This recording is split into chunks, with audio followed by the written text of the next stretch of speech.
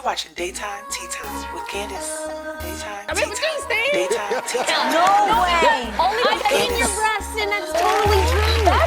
Daytime Tea Time. It's time to pour this tea, stir this tea, and sip this tea. Let's get right into it. Hey guys, it's Candace. Alright, you see that title, so you already know. We're about to talk about Miss Tamar Braxton. Okay, if you didn't already know, Miss Tamar Braxton was on the Steve Harvey show again. She was a part of his Straight Talk panel along with actress Brooke Burke and Miss Tammy Roman. Y'all know I love my Tammy Roman, so this was a very good episode. It was a good episode, but a messy episode. Not super messy, but messy in that Tamar Braxton was just so rude. And I love Tamar, y'all. She's very entertaining.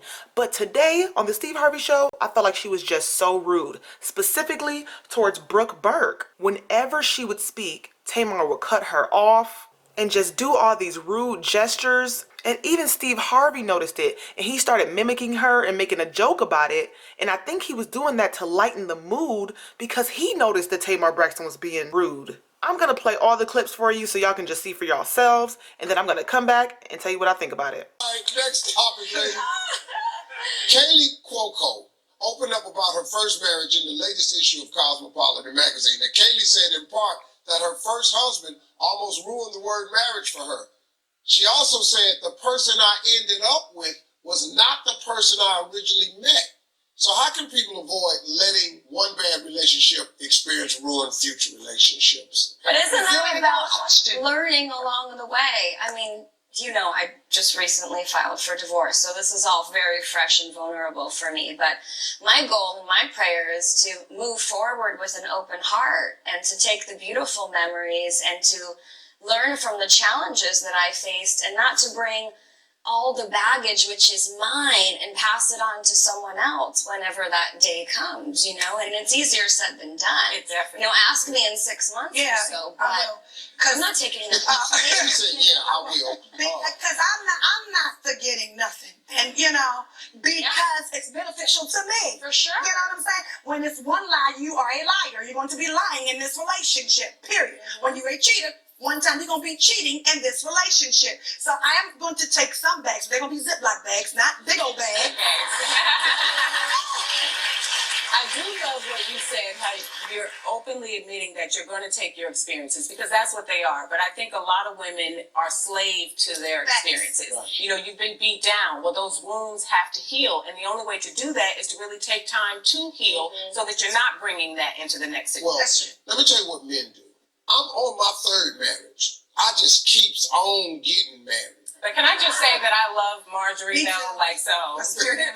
Hold on to that. And never like that is the girl of my dreams. Because what I did was, instead of me taking the baggage from two marriages, all I did was I figured out, okay, man, what do I really want? See, that sounds like a very mature, you know, thought process. Right. Did it take you time to Oh, get it there? takes time for all men to get there. Men ain't born with this at 20. Okay, good. You got to go through the process. You're going to do your hunting until you find the one. Because I've said this 1,000 times, all men can change. All men will change. But there's only one that we change it for. It's just one.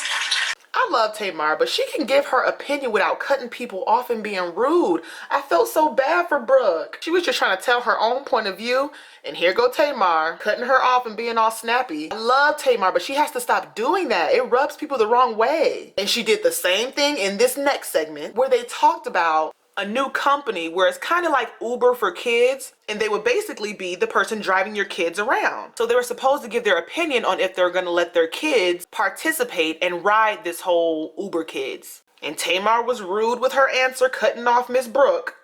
Working parents in California and Denver are in luck. There's a new ride-share service called Hop, Skip, Drive. It's designed to help busy moms shuttle their kids when they can't.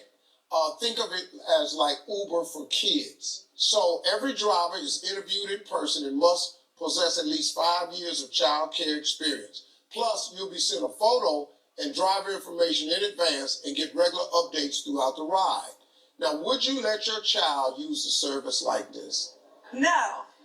I would. Really? I would. Let me tell you why I can't. I have a lot of kids. So. I get it, but I'm black and we don't put our kids in cars with strangers.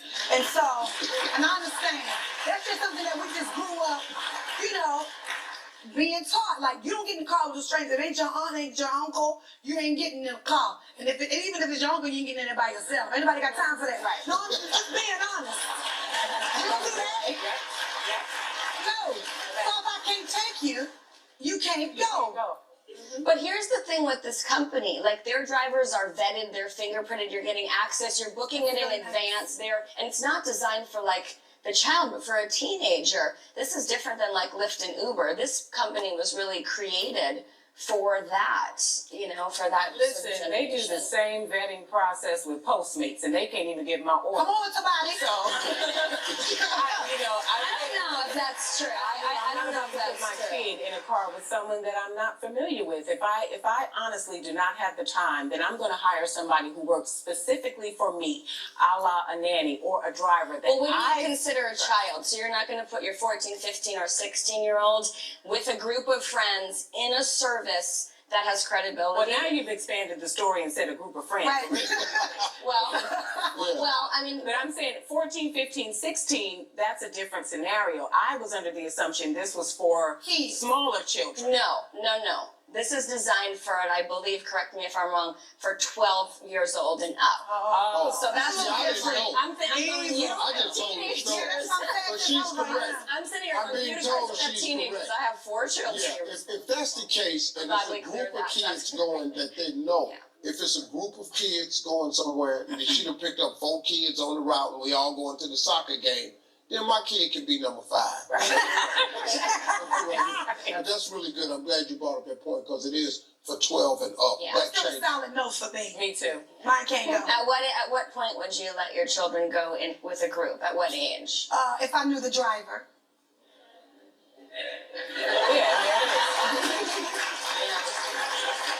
But hold up, though. But why Tamar's answers? If I knew the driver, then. Because that's just a solid for me. But it's the signing of your answers that's really like, I'll just be looking at you. I'll be going, Tamar, if I know the driver, 1, 2, 3, 4, that.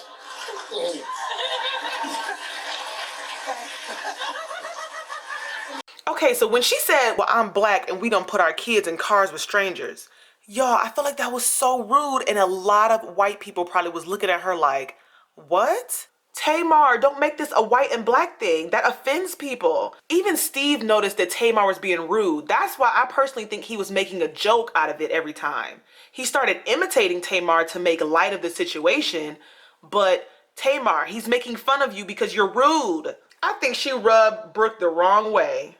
I can't, y'all. My mouth was on the floor when she said that. And I'm a black woman, and I'm offended. Some stuff you just don't say out loud, especially not on national television to a mostly white audience, okay? Oh, Tamar. Okay, so another topic they talked about is the fact that with weddings, it becomes super expensive for the guests. Tamar put her best friend, Tiny Tamika Harris, y'all know T.I.'s wife, on blast, basically saying that she spent way too much when she attended Tiny and T.I.'s wedding. And Tammy Roman said the same thing about Nene's wedding. She says she attended Nene's wedding and it was super expensive. Should couples getting married take into consideration the cost for their guests when planning the wedding? I should ready to go. Yeah, because I'm still trying to recover from Tiny and Tip's wedding. You know, it was just absolutely ridiculous, you know? And I'm here for a great wedding. Tiny and Tip. Great time, great wedding, great couple. However, you know, I had to spend a lot of money on my flights, my outfits. I know I had to contribute to the bridal shower. How that became my responsibility, I still don't know.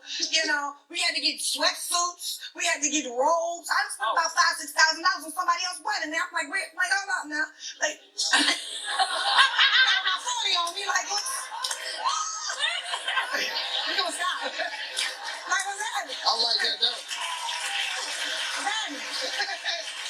I just think if you invite me, shouldn't you at least pay for the people that's in your wedding? I mean, you're talking about something super elaborate, but you know, the regular type of wedding, it's that dream day, and most people don't even enjoy it because they've accommodated everybody so much. Talking about the guests who come, you shouldn't alter your plans to accommodate the guest. If they want to be a part of your special day, then that's what they choose to do. I went to Mimi's wedding. It cost me $2,700, and I was like, girl, you better stay married to Greg. Nothing extra. This This is a guest, and so it was expensive, to just attend. But it's like, I don't do weddings and funerals for that reason. I feel like they both symbolize another one bites the dust, and so I'll just congratulate you. You don't even know. I don't even know. Another one bites the dust. Okay, so the last segment that I'm going to show you was actually the first segment. I kind of went out of order. But anyways, they talked about K. Michelle and her butt implants and how she's been trying to get them removed because she's having health issues. Now, y'all know that K. Michelle and Tamar Braxton aren't really the best of friends. So, of course, Tamar Braxton is a little bit petty Betty. So she took this moment to be a little bit shady. K. Michelle was recently a guest on this show, and we spoke about her decision to remove her butt implants because they were making her sick. So ladies, since plastic surgery can be risky, do you think women in particular are willing to take that risk and go under the knife? You have to weigh out how much improvement is really possible and what are the risks, and do your research. I just think that you do have to do your research, but you can't be thinking you're gonna go have plastic surgery on a Groupon. Exactly. Like you, The ain't no plastic surgery on sale. Like that's not gonna happen. And if it's on sale, 9 times out of 10, you're not supposed to get it from the person that's having a sale or liposuction. Don't do that. You know? Okay, so y'all know Tamar Braxton got a mouth on her and she can be shady sometimes. I know it's a sensitive subject with K. Michelle and her health issues, her butt implants. So when she talking about don't get your plastic surgery on a Groupon, that was a little shady. But the conversation went on, and then Tammy Roman was cracking me up with her response. She spoke more about Botox and how people get Botox and try to get Botox on a discount. For me, I love Botox. I love it like with a passion. I have anything gets crunchy, it's like shoot it up. But I know people who like look for the sale for Botox, and then all of a sudden they walking around looking like a stroke victim for 6 months. Because their side and droop like that, or the eyebrow sitting on the eyeball.